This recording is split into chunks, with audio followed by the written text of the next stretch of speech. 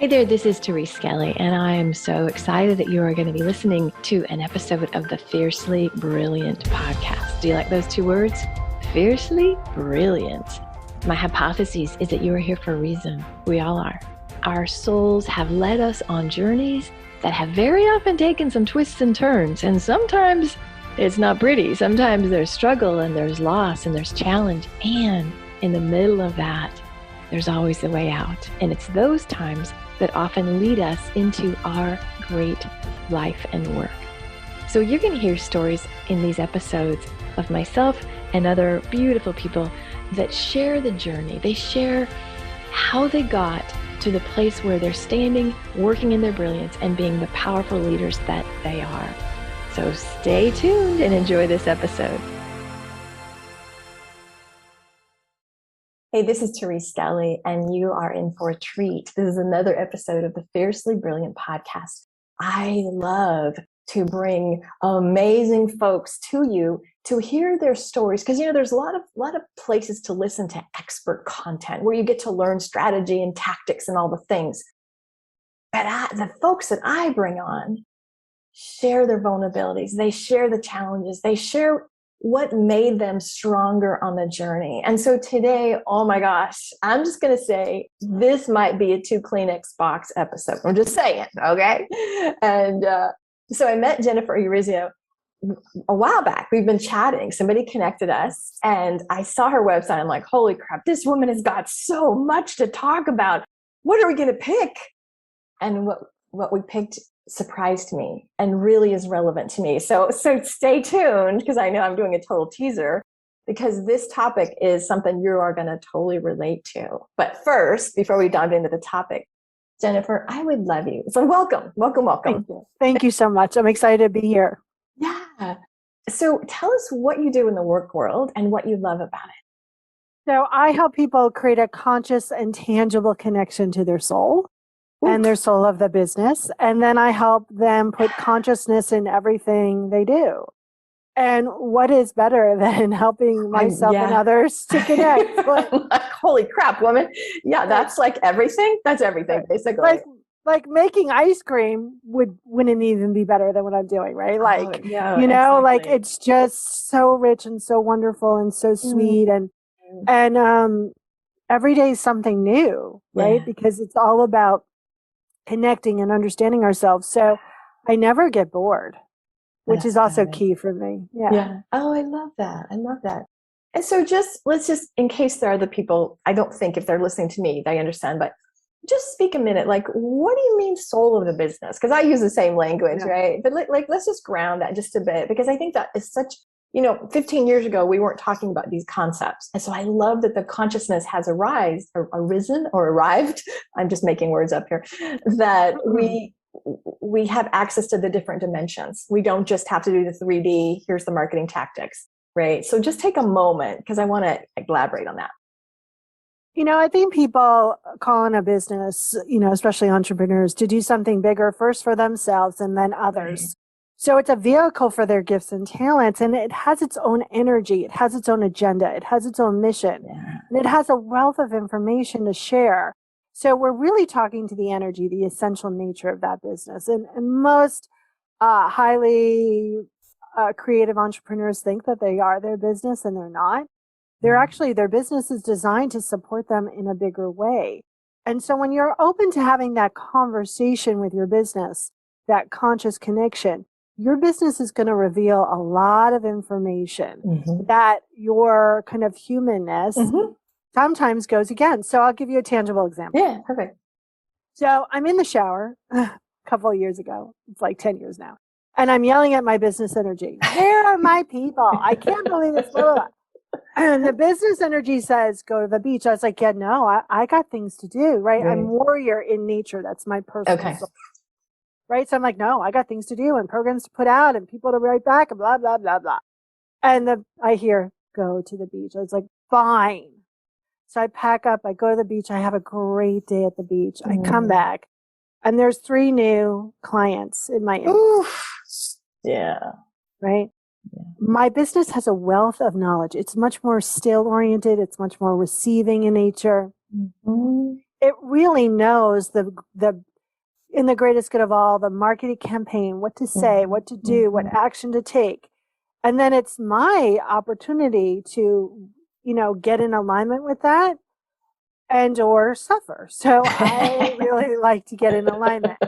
So that's a little background about what I mean about the energy of the business. Beautiful. I think that's a perfect story. It really captures it, right? So FYI, if you've been doing it the old way, as what I call hustle and grind, like the old masculine energy, the old use your brain and your grit, wahoo, there's a whole new way. Jennifer and I can show you how. So, and at the end, Jennifer's going to give you all her contact information so you get to learn more about her. All right. Get your Kleenex boxes ready. I know I should have one here too. So I should too, but hold on. Like seriously, and I'm not even kidding. Okay, so what we're talking about. So seriously, when I bring new podcast guests on, I say, "What's your story?" And very often it's like, "Well, I dropped a 6-figure business, or I was homeless, or I left a marriage." And Jennifer brought up this story that was really dear to me. So why don't you just dive in? Because it's really relevant to our life. And you can't take your life out of your business, right? No, you really can't. All the lessons are. Yeah, and I think what's really great about this story is also knowing that in my verbiage with God, business is always good. So even when I went through this big thing, I was like, okay, with God, business is always good. You're going to handle it. Right. So in the beginning of 2020, my boyfriend had this dog. He got the dog in 2019. And in February, my cat died. And I'm like, listen, honey, you split your time between our house and your parents' house. When you're at your parents' house, the dog is mostly alone. The parents take it out. But I think Roxie, that's the name of the dog, needs to come live with me. So Roxie came to live with me. And it's the first dog I've had in 20 something years, right? Yeah. And the last dog I had, I was 12. So what did I know about it? Right. So she comes lives with me, and lockdown begins. So we're literally alone for a solid month, just me and her. And Werner always says, that's my boyfriend. He's like, I knew you were going to love Roxie, but I didn't realize how much you were going to love Roxie. And Roxie was and is my soulmate. Like I could look in her eyes and know that everything was going to be okay. And there was a lot of kind of getting used to a dog because it wasn't like a cat, which I have had for the last, 30 years. And they require more. Yeah. And it was getting used to kind of what she needed from me, there was a lot of growth and experience about understanding how I wanted to really truly nurture something and be nurtured at the same time, which is a very delicate, tricky balance kind of thing to walk. And so we were sailing along, and I had started a blog because I would go to the dog park and all of my stuff would hit the fan at the dog park, right? All my not enough, all of my like, why don't they like me, right? And stuff that I wasn't even aware of. So isn't that great? Whoa. So great. Yeah. I'm like, this is content. I'm going to start writing about it. And so then there were people not only invested in my journey, but also invested in Roxie's journey. Because, she would do things that would allow me to really write about it, and people resonated with it. And one morning in May 2021, we were coming home from the dog park, and there's so many things, and I want people to understand this because we think we do it a lot.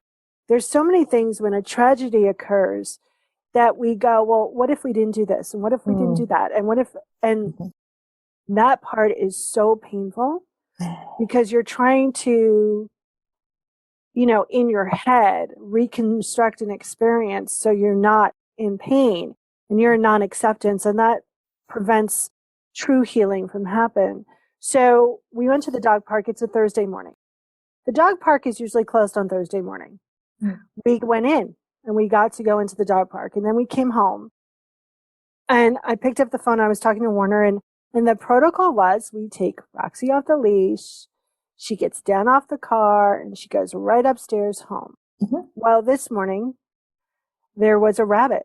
Now, I've lived on the same street for 20 years. This is the first year we've ever had rabbits. And since, I've never seen another rabbit. Never. So she goes chase, and I go, Roxie.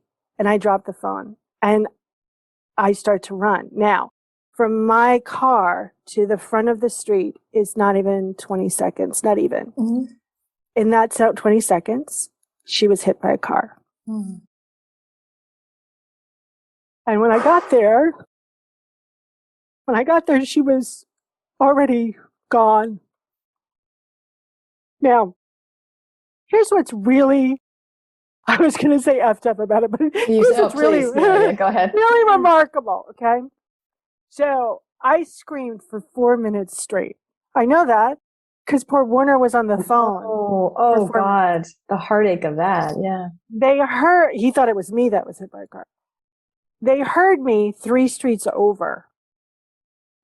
Everyone in the neighborhood and on the street came out to help me and Roxie. No one left my side from the neighborhood. They called the police. They actually called the police and the fire chief. There's so many things you don't know when something happens. So my next door neighbor, Jocelyn, who I didn't know at the time, goes, okay, listen. I was like, well, call an ambulance. She goes, nobody's going to come. They won't do that. She's like, we could pick her up and we can rush her to the emergency. I was like, that's 45 minutes away. She's not. Then Jocelyn's like, she's gone. And I was like, I don't want to leave her. What I didn't know was if something happens to the dog, no one's going to come get the dog. You actually have to take it in. Yeah. When the dog dies or passes, nobody comes gets the dog. The fire chief was like, we're going to wrap her in blankets. Where do you want her? Because Warner had to come and say goodbye, and we had to take her to the vet and blah, blah, blah. So Warner comes, he was 2 hours away, and he says goodbye to Roxie, and we bring her to the vet. And the vet cries. And then I come home, and I spend a day crying on and off. And at one point, I turn to Warner, and I go, we need to get another dog. And he's like, I'm not ready. No, I'm not ready. I was like, no, you don't understand. We're getting another dog. Because if we don't, my heart's going to close up and it will never open again. So please. And he's like, I'm not ready. But God love him. He called the breeder where we got Roxie. And she had one puppy. That family probably wasn't going to pick her up. That's her story. I think there's a little more to that story that just on an intuitive level that she didn't tell us. She's like, we'll know in a couple days. Well, that family didn't come pick up Heart. That's what we call the new puppy Heart. And 2 weeks later, we drove 22 hours to get Heart, to open our heart. And she's a cousin of Roxie, right? So and here's the really interesting part. There's so many parts of this. I think, at one point I said to Warner, I do not know how couples get through a loss of a child. Yes. I go, we lost a dog and we're starting to drift and argue. I was like, this can't happen. We got to come together. I can understand when someone loses a child and there's another child that you compare and you look at. I can see how all of the human stuff behind this loss of this magnitude, right? So when we picked up Heart, she was 2 months old and she was 6 pounds, which is not right. And there's something happened with the breeder, and I don't think the breeder was treating her right fully because it took her 4 baths to smell not bad. Wow. Yeah. So, and I remember picking her up the first week because we stayed over because we drove 22 hours. So we stayed over at a hotel and putting her little body on the pillow, Heart. And she was literally in my hand. And telling her about the story of her sister. And letting her know that she could sit on the pillow and she was totally safe. And I think so often we're so used to not allowing love in that when it fully comes, we're so unprepared for it. It's in all of the ravages. right, in all the good ways and all the bad ways. So that's the brief version of the story of Roxie and the experience of, I before Roxie, I don't think, I mean, I love Warner, right? Mm-hmm. And I love my family, but I don't think that I had ever totally given my heart to something, to someone, to a being, and felt totally in it without any conditions back. And, and so I love Heart. And she's an amazing Yeah. and, and we talk about Roxie all the time, right? And I know that Roxie's role here was complete. I've had the conversations with her soul and blah, blah, blah. I'm metaphysical, I get it. Right. But, Warner said at one point, he's like, I'm so sorry that I brought Roxie into your life. Like, he's like, you're so much in pain. I'm so sorry. And I was like, why? Yeah. I would do it all over again. And I think that is the true kind of love story here. I would do it all over again, even still dealing with the grief, still dealing with the loss, because that year or 16 months or whatever it was worth every second. And it changed my life, and it changed everyone I know, because everyone I know was touched by it. Absolutely. When we talked, I have the same story. My beloved soulmate dog, Finley, was killed. And I had a second dog, and I literally came home, and I hate to admit it, but I was like, the wrong one was killed because Finley was my soulmate. So I get that concept. And while I love to talk about grief, and this is a part of grief, the main story here is, how do you, number one, open your heart? And number two, how do you let grief just ravage the fuck out of you and open it again? Right. Yeah. And so that's why we're talking about this. And so that's why I said, I got the Kleenex here, right? Because when we first started talking, I think we were both crying for like an hour. Yeah. We were just crying, swapping dog stories, right? Finley and Roxie stories. And, but I don't want to focus on, and we can talk more about it, but I think being fiercely brilliant, the magic is, how do you have the courage? You talked about a warrior, right? Yeah. How do you have that warrior heart where you're like, nothing is going to break me. No, I'm going to stay open. I'm the same way. So I love this conversation, because this is how we roll. And a lot of people will say, I'm never getting another dog, or I'm never going to be in another relationship. I'm never going to allow myself to have this much pain. So how do we help people taste that sweetness? Yeah. I think you have to do it step by step. And I think that the way I did it was tuning into that part of me that knows I'm never hurt, that knows that I'm protected, that knows I'm profoundly loved. Even at times, if it was a small seed doing this experience, but really going there and allowing myself to be open with how I feel, to actually be present with it and not try to hide it or stuff it or, move or try to make it different.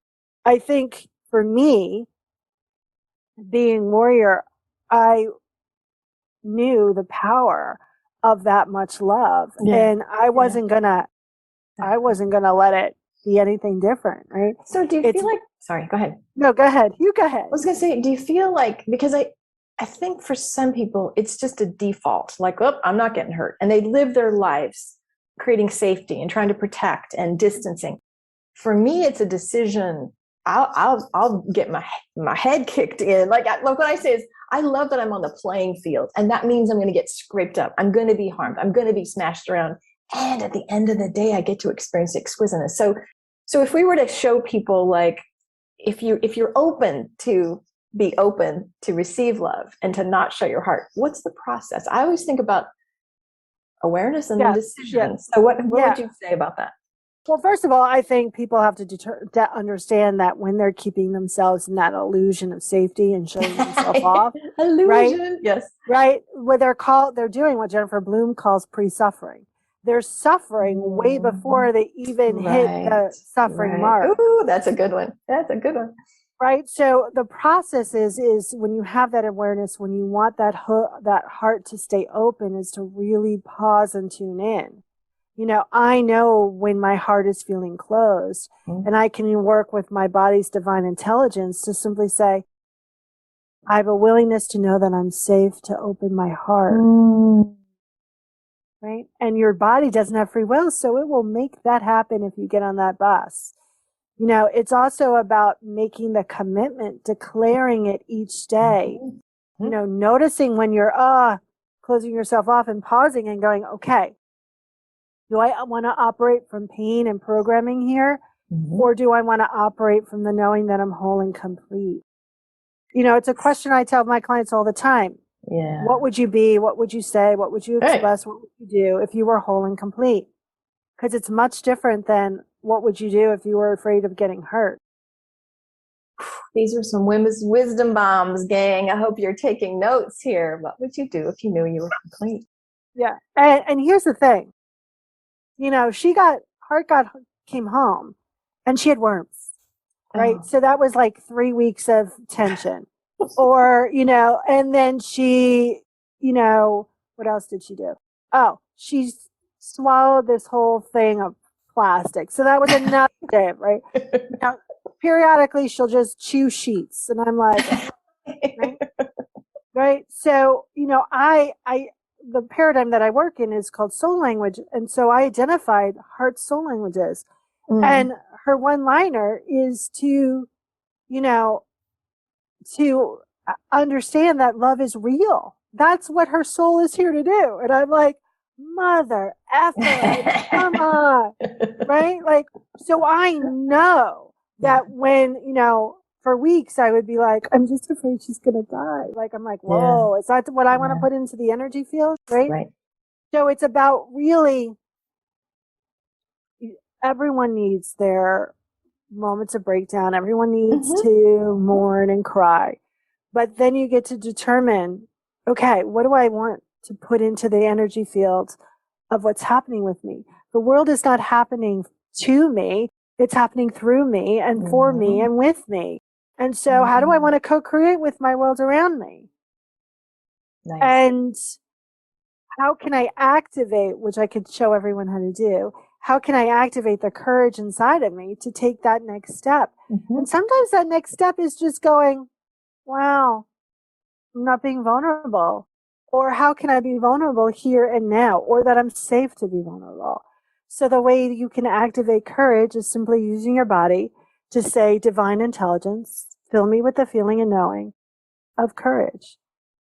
Boom. I was just going to ask you, I was going to say, where I was going with that is, though, there are some people that have never had the experience of an open heart. There are some people that have been so programmed to avoid vulnerability, or they made decisions years ago, like, I'm out. So if you have no like mental construct of, oh, that's what it feels like, how do they even begin to approximate that? So then you just did the activation process, and I'm like, would that be it? Or do you have something else? No, that's it. So what would you do is I would tell that person every day, just for a second, you're going to say this: divine intelligence, I have a willingness to know that I'm safe to be vulnerable. And just see what happens in your body. Ooh, my body's just tingling on that one. Right? And then you're going to keep doing it and keep doing it until you start to feel the opening and opening and opening. And or until you go, oh my God, I just said something that's totally safe about being vulnerable without even knowing it. Right? So weird. Right? So it's actually deprogramming. Here's the thing. Your body knows what it's like to be safe to be vulnerable. Your body knows what it's like to have an open heart. And so when you work with that, it will do the heavy lifting for us. It will skip over programming, not to bypass it, but to work with your cellular memory to create something new so you can make new choices at the same time. Yeah, it's a powerful experience. And you also want to think about, when you want to kind of heal those experiences or heal those beliefs that have created this false sense that you can't be open, right? Yeah. You know, and I think also what's really important for people to know is that you can get through pain. See, like you're just tracking, darling. Every time I think something, like three words later, you're on the topic. You know, for me, I think that the overarching conversation here is that you're more than your body, you're more than your thoughts. There is divine or universal or source energy, whatever you call that. Yeah. And if you're not tapped into that, life's going to be my belief, right? It's a little harder because then you're on your own to figure everything out, and life can really hurt you. And so how do we get people to go, even if you've never, like, they might not believe that their body knows how to be safe. They might not believe that, oh, this happened for me. This is God expressing through me. Like if somebody is a little like, these two women are saying some weird shit I don't really get. Yeah, they stopped watching the video a long time ago. That's probably okay. Well, if you're watching, hang on, right. You're our people. But I mean, just like, how can we strengthen? Because, you know, when Finley was killed, I never had the, oh no, poor me. Well, I mean, I did in my grief. Right. And I didn't understand it because she too got hit by a car, you know, so it was right. The sudden ones are the harder ones, I think. But I never had the poor me, I'm such a victim. This shouldn't, you know, because I understood on a soul level, the purpose. I understood why she left, what was facilitated as a result of her. And I could kind of merge with her energy. But if people don't have access to that level of understanding, it's really hard. So even beyond the body, like, let's go up to, how do you access that a little bit? I think you have to start small, you know, start with some sort of sacred practice, whether it's, you know, reading something that inspires you, whether it's being in dance, whether it's being in nature, whether it's, you know, taking out, you know, your prayer book from 4th grade or whatever, and reading that. It's about really starting small so you can start to experience the connection within. Another way to do it is like, okay, let's do a lab experiment. I am willing to see that there's something higher than me. Beautiful. I want that experience to be vivid, clear, and not like altering, like life altering. Like, you know, like, hey, let's have that earring from, you know, my junior year in high school reappear in the house somewhere, right? Like, really vividly and clearly ask the universe, tree, Bob, God, cupcake, whatever you might call it, to really show you, hey, there's something bigger. You're there for me. Right? I do a whole podcast series called Stories with the Divine just based on that, because I think so often people don't know. So I'm gonna share a really tangible example. Okay, perfect. So a while back, really long time ago, I was in my car driving home from having like dinner with a friend of mine, and I was mad. And I was like, listen, I want to know that God and my dead dad know who I am and are supporting me every step of the way. Like, I want demanding. Right, in your face. Blah, blah, and that's good. You know, the old Christian mindset is like, oh, but you should be able to demand. Hell yes. Yeah, we are one and the same. So I'm making a declaration of myself, right? Nice. So the radio comes on and it's a song that my dad liked. I was like, yeah, that's two ways. Right. So the announcer comes on. He goes, hey, thanks for all those requests, you know, from all the 70s, the music places. And he goes through all of these places. And he goes, and Brothers 3. And I drive off the road. Because Brothers 3 was the bar that my father owned with his brothers that I even forgot he had. Oh my God. I just got goosebumps. Oh my God. So think of all the stuff that had to happen. Right. For that moment. That's out of my, I had nothing to do with that. Right. And I went, oh, okay. Got it. I got it. Right. Yeah. But here's the thing with faith and connection, right? Like, I often forget, and I teach it 24/7. I often forget Me too. that the divine knows who I am, that I'm connected. And when I forget, and then when I ask, and when I a man, one of those reminders, I pause and I go, oh my God, I'm so sorry. I'm so sorry for doubting me, my connection. Like, whoa. So I often think that in times of challenge, people are praying for divine intervention. And my suggestion is you start co-creating with whatever you want to call your higher power, or discovering what your higher power is. So you don't have to keep running to 911. Right. Because it's a lot less painful. Even in crisis, it's a lot less pain. If I didn't have the connection that I had with myself and the divine, I would still be in bed. Like I get it. Yes, sister. Yes.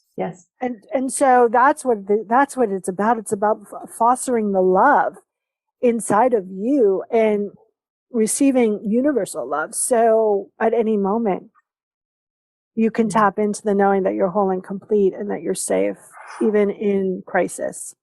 That's the perfect ending. Oh my gosh. Oh my gosh. Mic drop. This was I'm really proud of us because we were crying a lot, but I think the intention of, we didn't just want this to be a sob story, right? Because how many people have lost pets and are just never the same? I mean, it's such an important thing in our lives. And so the reminder is you can keep your heart open in the middle of just life-shattering pain or circumstances. It doesn't have to be about losing a dog. It could be about losing a spouse or somebody or anything else.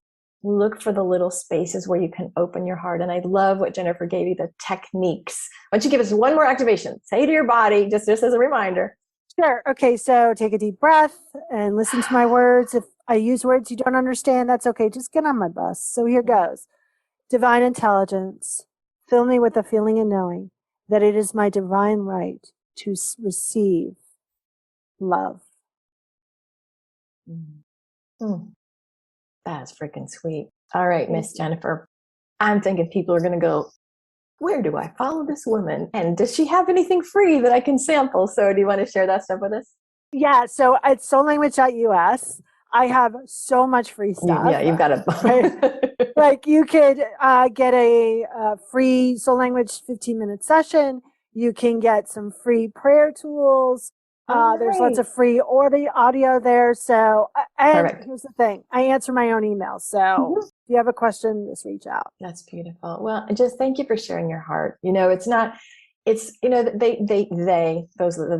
mysterious they always say, talk about something when you're way past it. And I call bullshit on that one, because it would be one thing in, 2026 to go, oh, back in 21, my dog died.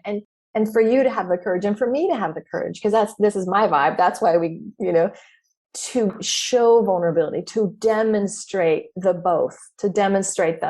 badass warrior woman. And oh my God, I thought I could die when that dog died. Like, to demonstrate the both, we need to be able to hold the both in us. And so I so respect and appreciate your willingness just to be real, because this is the journey, right? Thank you. Thank you so much. It's been an honor. And thank you so much for being consciously transparent as well. I think that's so important. Absolutely. All right, gang. Whew, what an episode. All right. And just honoring Finley and Roxie, right? Sending them off. Okay. Peace and blessings. Bye.